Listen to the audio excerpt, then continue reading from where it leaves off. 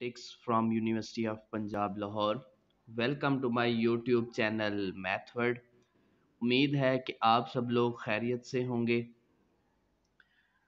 और जैसा कि आप सब जानते हैं कि हमने बहुत ही इम्पोर्टेंट टॉपिक स्टार्ट किया हुआ है, एनालिटिकल रीजनिंग। एक दो दिन से लेक्चर अपलोड नहीं हो सकता कुछ प्रॉब्लम की वजह से, तो अब इंशाल्लाह उम्मीद है कि कंटिन्यूसली लेक्चर्स अपलोड होते रहेंगे। तो हमने पीछे अपने प्रीवियस लेक्चर में मैंने बताया था कि जो एनालिटिकल रीजनिंग है ये बहुत ही इम्पोर्टेंट टॉपिक है, जो कि एनटीएस के टेस्ट में, नेट के, गेट के, एंट्री टेस्ट में इसके क्वेश्चंस आते हैं। और सबसे जो इम्पोर्टेंट बात होती है कि यूनिवर्सिटी ऑफ पंजाब लाहौर के अंदर जो एमफिल का टेस्ट होता है उसके अंदर 15 मार्क्स के क्वेश्चंस इंक्लूड होते हैं एनालिटिकल रीजनिंग के। उम्मीद है कि आप सबको पिछले तमाम लेक्चर्स की समझ आ गई होगी। फिर भी अगर किसी स्टूडेंट का कोई सवाल होगा तो वो कमेंट बॉक्स में पूछ सकता है। तो चलें आज हम अपने नेक्स्ट सवाल की तरफ चलते हैं। हमारा नेक्स्ट सवाल ये है कि 7 trees of species MNORTX and W are to be planted in a row along a garden path।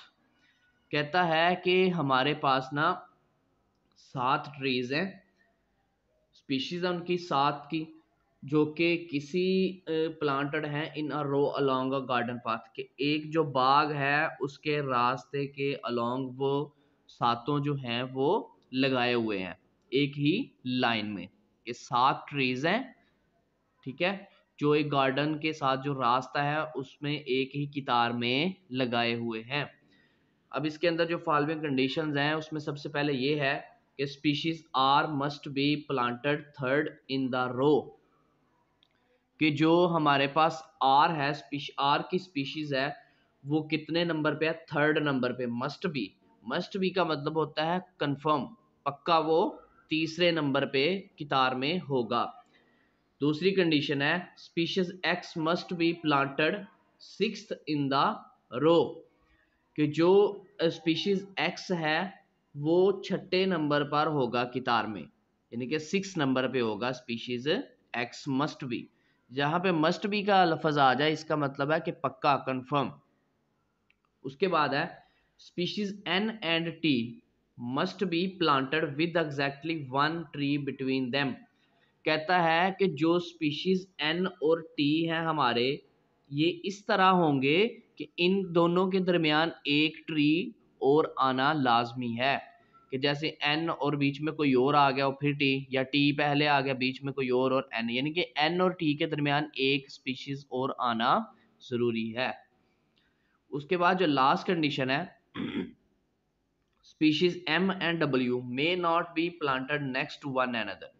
कहता है एम और डब्ल्यू एक दूसरे की नेबर नहीं होंगे, एक दूसरे के हमसाया नहीं होंगे, यानी कि साथ साथ नहीं होंगे। एम डब्ल्यू या डब्ल्यू एम साथ साथ नहीं आएगा। ये हमारा सवाल और इसकी कंडीशंस थी। मैं इसको रिवाइज कर देता हूं कि हमारे पास 7 ट्रीज हैं जो कि MNORTXW are to be planted in a row along a garden path, कि जो एक बाग जो है उसके साथ जो रास्ता है उसमें एक कितार में 7 स्पीशीज लगी हुई हैं ट्रीज की। अब उसमें पहली कंडीशन ये है कि species R must be planted third in the row, कि जो स्पीशीज आर है वो उस कितार के अंदर तीसरे नंबर पे होगी, थर्ड नंबर पे मस्ट बी जरूर होगी। उसके बाद है कि जो species X must be planted sixth in the row, छठे नंबर पे होगी जो एक्स है। उसके बाद स्पीशीज एन और T must be planted with exactly 1 tree between them, N और टी के दरमियान कोई एक और स्पीशीज आना जरूरी है। और लास्ट जो थी हमारे पास वो ये थी कि species M and W may not be planted next to one another. M और जो डब्ल्यू हैं वो साथ साथ नहीं होंगे, एक दूसरे का हमसाया नहीं होंगे। तो ये हमारी कंडीशंस थी। चलें हम अपने पहले सवाल की तरफ चलते हैं।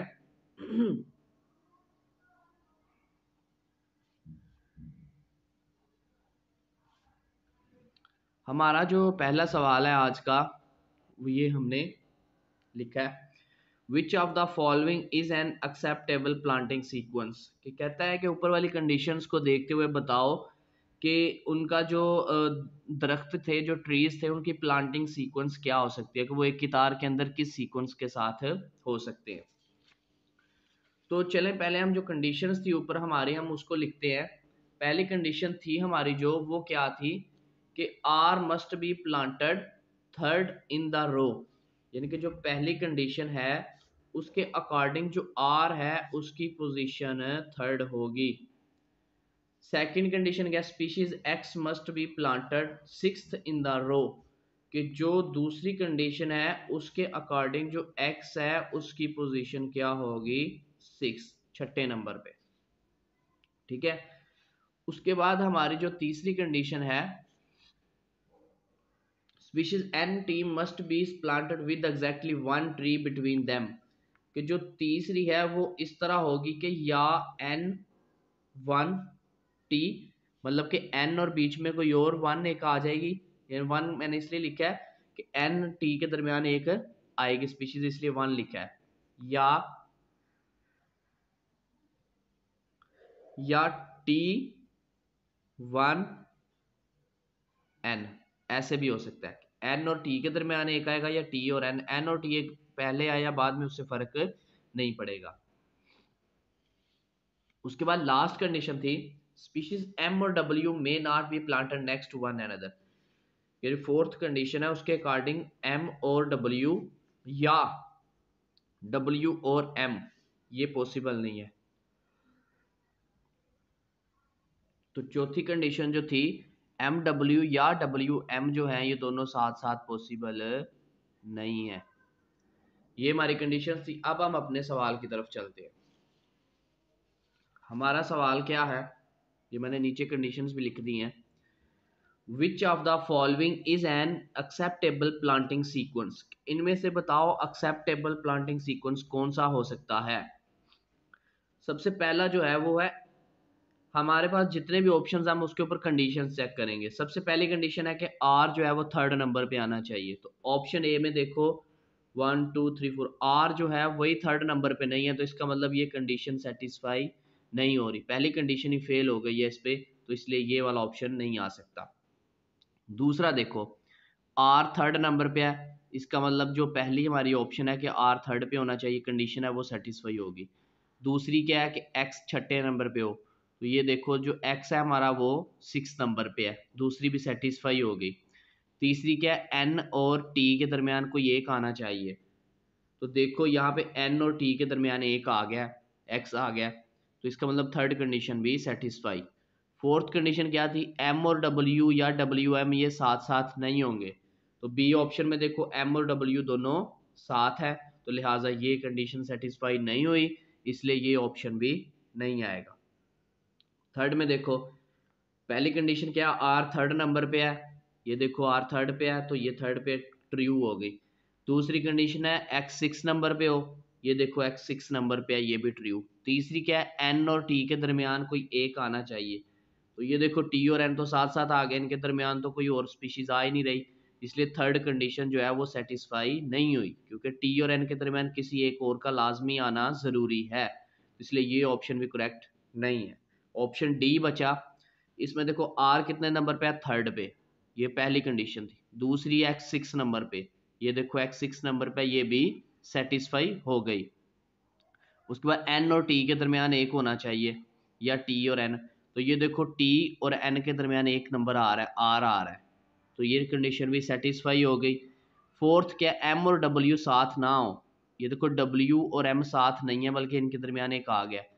ठीक है, एक भी आ सकता है, दो भी आ सकता है, एम और डब्ल्यू, बस एम और डब्ल्यू साथ साथ नहीं होने चाहिए, तो इसलिए फोर कंडीशन भी सेटिस्फाई होगी, इसलिए करेक्ट आंसर कौन सा हुआ, ऑप्शन डी। ऑप्शन डी हमारा करेक्ट आंसर है। चलिए जी, नेक्स्ट सवाल है हमारा कि if species M is planted fifth in the रो।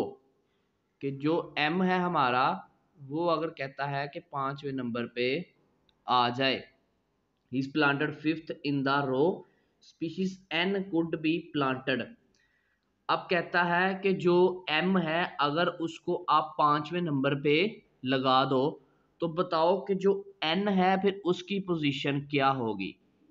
तो ये हमने नीचे कंडीशंस लिख दी हैं जो पीछे हमने पढ़ी थी कि r थर्ड पे x सिक्स पे, ये सारी मैंने कंडीशन लिख दी। अब इन कंडीशंस को देख के हम करते हैं। सबसे पहले तो क्या है कि species m is planted fifth, कि जो m है वो 5वें नंबर पे है। तो ये मैंने टेबल बनाया तो m जो है ये मैंने 5वें नंबर पे लगा दिया। उसके बाद अगर ये कंडीशंस देखी जाए तो इसमें देखो r जो है उसकी कौन सी पोजीशन है, थर्ड। तो मतलब जो r है वो यहाँ पे आ जाएगा थर्ड नंबर पे। उसके बाद जो x है वो कौन सी पोजीशन है, सिक्स। तो यहाँ पे क्या आ गया, x आ गया। अब ये मैंने लगा दी, कंडीशंस को देख के इनकी पोजीशन बना दी। अब देखना है कि जो m है, सॉरी उसने n की पोजीशन पूछी है। अब हमने चेक करना है कि भला n की पोजीशन कौन कौन सी आ सकती है। अगर मैं n की पोजीशन रखूं फर्स्ट, ऑप्शन देखते हैं, पहला ऑप्शन फर्स्ट है। अगर मैं n की पोजीशन रखूं फर्स्ट, ये n लगाया, तो फिर हमारी कंडीशन ये थी कि n और t के दरमियान कोई एक नंबर आना चाहिए। फिर इसका मतलब t को यहाँ पे आना चाहिए, यहाँ कोई और नंबर होना चाहिए। तो इसलिए जो फर्स्ट कंडीशन है वो n की नहीं आ सकती। अब हमने देखनी है सेकंड। अगर मैं सेकंड पे n लगा दूं तो यहाँ पे r है तो फिर यहाँ पे t आना चाहिए। तो t आ सकता है क्योंकि जगह है। तो इसलिए हमारे पास देखो जो सेकंड पोजीशन है वो n की आ सकती है। अब उसके बाद n थर्ड पे आएगा नहीं क्योंकि आगे m की फिक्स थी, और यहाँ भी नहीं आ सकता क्योंकि n और t के दरमियान एक मेंबर का आना जरूरी है। तो इसलिए जो इसका करेक्ट ऑप्शन है वो सेकंड है। तो इसलिए करेक्ट आंसर कौन सा आ गया, सेकंड। अब थर्ड देखो, थर्ड पे तो n आ ही नहीं सकता क्योंकि वो तो r की फिक्स जगह, सिक्स जो है सिक्स x की फिक्स जगह, वहां पे n नहीं आ सकता। तो इसलिए n की कौन सी पोजीशन होगी, सेकंड। क्योंकि कंडीशन में गिवन है ना कि r की थर्ड है और x की सिक्स है। तो इसलिए थर्ड और सिक्स पे तो n आ ही नहीं सकता। तो n की जो कंडीशन है वो पोजीशन है वो सेकंड है। उसके बाद हमारा नेक्स्ट सवाल है, नेक्स्ट सवाल हमारा ये है कि if species W is planted first in the row and T is planted fifth, which of the following must be true. कहता है कि अगर आप W को पांचवें नंबर पे, सॉरी फर्स्ट नंबर पे रखो, पहले नंबर पे रखो, और T को पांचवें नंबर पे रखो, तो फिर बताओ आपका कौन सा ऑर्डर इनमें से करेक्ट ऑप्शन बनता है। तो सबसे पहले हम इसका टेबल ही बनाते हैं कि आपको कंडीशन आपको पास गिवन थी कि आर की कौन सी पोजीशन थी, थर्ड। थर्ड पे आर लगा दिया। एक्स की कौन सी थी, सिक्स, सिक्स लगा दिया। उसके बाद जो सवाल है, सवाल के अंदर क्या है, डब्ल्यू इज प्लांटेड फर्स्ट, मतलब डब्ल्यू की कौन सी पोजीशन है, फर्स्ट, वो मैंने लगा दी। उसके बाद टी की कौन सी है, फिफ्थ, तो टी को मैंने पांचवें नंबर पे लगा दिया। अब हमने देखना है कि हमने कंडीशन पढ़ी थी कि जो टी है, टी के और एन के दरमियान एक मेंबर आता है। अब यहाँ पिछली जानब अगर जाऊं तो यहाँ एन आ नहीं सकता क्योंकि यहाँ तो आर की पोजीशन है। तो इसका मतलब टी ये है, एक मेंबर कोई और आ गया, तो फिर एन की पोजीशन कौन सी होगी, ये वाली, सेवन वाली। ठीक है, ये पोजीशन हो जाएगी एन की, क्योंकि फिर देखो कंडीशन सेटिस्फाई हो जाएगी, टी और एन के दरमियान एक मेंबर आ जाएगा, एक्स। उसके बाद जो देखा जाए, अगर हमारे पास W और M साथ साथ नहीं होने चाहिए, तो इसका मतलब यहाँ W आ चुका है तो यहाँ M नहीं आएगा। तो इसका मतलब फिर M की यही पोजीशन आ जाएगी और बाकी बचा एक O की ये पोजीशन आ जाएगी। अब हम अपने ऑप्शन देखते हैं। Species M is planted second, M second number पे है, नहीं, तो ये गलत है। Species O is planted second, O कितने नंबर पे है, सेकंड पे। और जो हमारा सवाल है उसमें उसने पूछा मस्ट बी, मस्ट बी का मतलब पक्का जो आंसर हो जिसमें और कोई पॉसिबिलिटी ना हो। तो species O is planted second, तो ये देखो ये करेक्ट आंसर है। बाकी ऑप्शंस में हम देखते हैं, N is planted fourth, fourth पे तो एन नहीं है, गलत है। Species M is planted seven, नहीं, सेवन पे एम नहीं है। तो इसलिए जो करेक्ट ऑप्शन था वो था ऑप्शन बी। उसके बाद जो नेक्स्ट सवाल है, if species M is planted fourth in the row, कि जो एम है वो कहता फोर नंबर पे हो, which species could be planted second, तो फिर दूसरे नंबर पे कौन सी स्पीशीज आ सकती है। अगर एम कहाँ पे हो, फोर्थ पे, तो हम एक टेबल बना लेते हैं उसी तरह। फोर्थ पे मैंने लगा दिया m, और कंडीशन r कितने पे है, थर्ड पे, यहाँ पे r लगा दिया, और x कितने पे है, 6 पे, 6 पे x लगा दिया। ठीक है, ये मैंने लगा दी, इनकी जगह बना दी। अब सवाल में था कि m जो है उसकी फोर्थ पोजीशन है। देखो m is planted fourth, which species could B second. अब इनमें से बताना है दूसरे नंबर पे कौन सी स्पीशीज आ सकती है। अब देखो अगर हमारे पास ये जो कंडीशन है थर्ड, पहली देखो हो गई आर तीसरे पे, दूसरी ये देखो 6x 6 नंबर पे आ गया।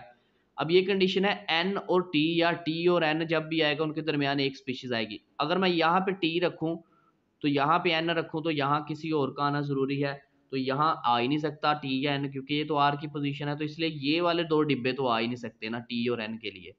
तो इस क्योंकि यहाँ पे तो r फिक्स है तीसरे नंबर पे, तो टी एन के लिए यहाँ आना जरूरी है कि एक अगर टी यहाँ पे आता है तो एन का यहाँ आना जरूरी है, बीच में कोई और आए। तो इसका मतलब ये जो दो डिब्बे हैं ये दोनों इनके लिए सूटेबल हैं। तो फिर टी में फर्स्ट किया यहाँ पे लगा देता हूँ, एन यहाँ पे लगा देता हूँ, या एन यहाँ पे लगा लो, टी यहाँ पे लगा लो। ठीक है, तो ये हमारी थी थर्ड कंडीशन। अब उसके बाद फोर्थ कंडीशन देखी जाए तो एम और डब्ल्यू साथ साथ नहीं होने चाहिए। तो ये एम है तो डब्ल्यू यहाँ भी आ सकता है, यहाँ भी आ सकता है, ओ यहाँ भी आ सकता है, यहाँ भी आ सकता है, क्योंकि दो ही रह गए हैं ओ और डब्ल्यू। तो हम अपने क्वेश्चन की तरफ भी देखते हैं साथ। पहला ऑप्शन क्या है, एन, कि सेकंड नंबर पे कौन आ सकता है, उसने यही पूछा ना, could be planted second, second number पे कौन सी आएगी। तो सबसे पहले हमने देखना है कि एन आ सकता है भला, एन तो सेकंड पे आ ही नहीं सकता, कभी भी नहीं आ सकता। ठीक है, तो एन कहाँ पे आ रहा है इस कंडीशन के लिहाज से, एन तो यहाँ पे लास्ट पे आ रहा है, तो इसलिए पहला ऑप्शन गलत है। दूसरा क्या है, ओ सेकंड पे आ सकता है, ओ यहाँ भी आ सकता है, यहाँ भी आ सकता है। उसने पूछा कुड बी, मतलब पॉसिबल जो हो, कुड बी, जब कुड बी की बात आ जाए इसका मतलब अगर कोई भी पॉसिबल हो रहा है तो फर्स्ट फिर हमारा ट्रू आंसर क्या है, ओ सेकंड नंबर पे आ सकता है। आगे क्या, आर सेकंड पे आ सकता है, नहीं, आर की तो फिक्स पोजीशन है थर्ड। टी आ सकता है, टी भी नहीं आ सकता क्योंकि टी की तो यहाँ फिफ्थ नंबर पे आ गया, तो इसलिए यहाँ पे ओ लगा देते हैं, यहाँ पे डब्ल्यू। तो सेकंड पोजीशन जो करेक्ट आंसर है वो ऑप्शन ओ। तो ये था हमारा आज का लेक्चर। उम्मीद है कि आप सबको अच्छे से समझ आ गई होगी। फिर भी कोई सवाल हो किसी स्टूडेंट का तो वो कमेंट बॉक्स में पूछ सकता है। तो आप लेक्चर्स को सारे को सुने तो अच्छे से इंशाल्लाह आप लोगों को समझ आ जाएगी।